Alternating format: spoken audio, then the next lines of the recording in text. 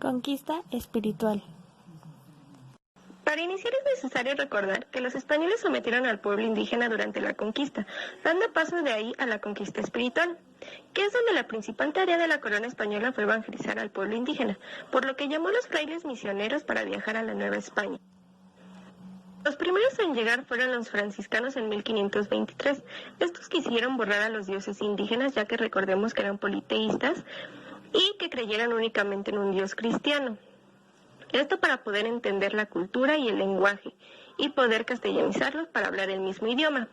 Posteriormente, en 1526 llegaron los dominicos y en 1533 los agustinos. Estas órdenes religiosas utilizaron diferentes métodos de alfabetización, ya sea por medio de un traductor, por mímica, por cantos, por el teatro, la danza y por pictogramas testerianos. Estos son como pequeños libros con dibujos y escritura de los indígenas. A su vez brindaron talleres y enseñanzas de oficios para su inserción a la sociedad. Estas órdenes crearon escuelas, capillas para unir a los indígenas en un punto.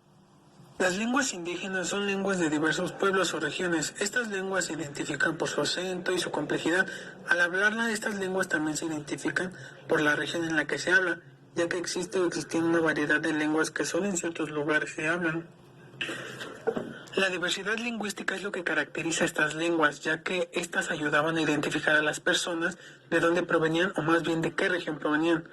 Ninguna de estas lenguas tenían similitudes, ya que en cada cierto lugar se hablaba solo una lengua natal. La castellanización es este proceso de asimilación lingüística donde se empezaba a hablar otro tipo de lengua, que es el castellano. Esto surge con la conquista de España hacia América. Con la conquista de España hacia América, las lenguas indígenas que ahí se encontraban empezaban a tener un tipo de marginación, ya no se les permitía hablar más en la lengua natal y les empezaron a inculcar el castellano. Estos españoles comenzaron a registrar y estudiar sus lenguas de los indígenas con el fin de poder tener un mejor dominio sobre ellos y así poder inculcar el castellano de una forma más eficaz hacia los indios. Los métodos misionales eran ocupados por los franciscanos, los agustinos y los jesuitas. Cabe resaltar que no todas las órdenes religiosas ocupaban los siguientes métodos: método de la tabla rasa, método de adaptación, método memorístico, obras de misericordia, enseñanza de la lengua castellana, reducciones, enseñanza de oficios, enseñanza selectiva, enseñanza masiva, método catequístico, cantos y música, material visual, pictogramas testerianos, teatro, pantomima, material escultural, danza, premios y castigos, obsequios, estimulación, talleres de oficio y elementos arquitectónicos como capillas, atrios y escuelas. La educación indígena comenzó con la evangelización de los aborígenes. Esta evangelización era difícil por el idioma. En la legislación educativa dictada por Fernando el Católico y por Bartolomé de las Casas a favor de los indios, decía que era obligatorio enseñar a leer y escribir, pero principalmente la enseñanza del catolicismo. También se preocuparon por la castellanización. Se instalaron escuelas de lengua castellana en todos los pueblos para que todos los indios aprendieran la escuela de lectura y escritura, aunque estas dos últimas no eran obligatorias.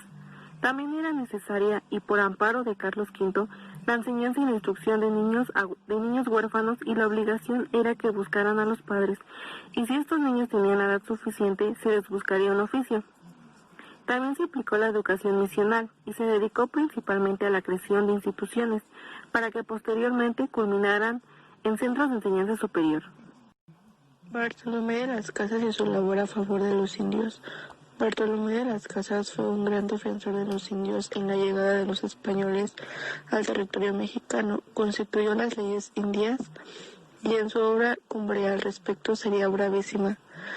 Relación de la destrucción de las Indias, en la que ponía de manifiesto y denunciaba frontalmente los abusos cometidos por los españoles contra los indios. Fray Pedro de Gante y los primeros colegios en América. Funda la Escuela de San José de Belén de los Naturales, junto al convento de San Francisco, dedicada a enseñar particularmente a los niños de la nobleza local.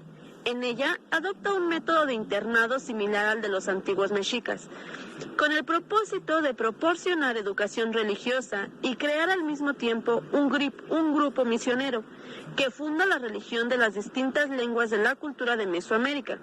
La primera escuela estuvo en Texcoco y fue fundada por Fray Pedro de Gante, a quien con razón se ha considerado como el primer educador de América.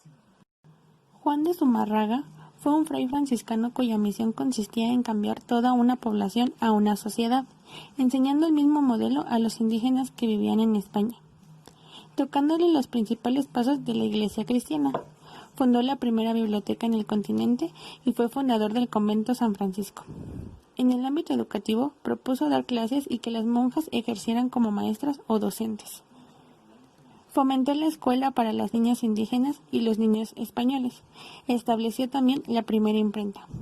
Fue cofundador de la escuela de Tlatelolco y estaba inconforme con el trato que le tenían a los indígenas y creía arduamente en su labor de conversión al cristianismo. Vasco de Quiroga y su experimento educativo. Don Vasco o Tata Vasco, como era conocido en tierras mexicanas, fue considerado una de las grandes figuras españolas del comienzo de la Edad Moderna. Algo que dejó marca de él fue la creación de pueblos hospitales, los cuales eran pequeñas comunidades exclusivamente de indios que eran guiados por la ley de Dios.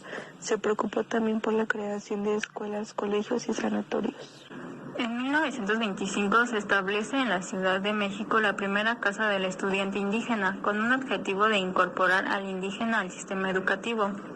Los pueblos indígenas en general y de la educativa en particular proponen una serie de medidas que permitirían profundizar nuestro diagnóstico, la explicación de las causas de la problemática, además de fundamentar mejor las políticas públicas orientadas a disminuir las condiciones de pobreza, la problemática de la medición del aprendizaje con los pueblos indígenas.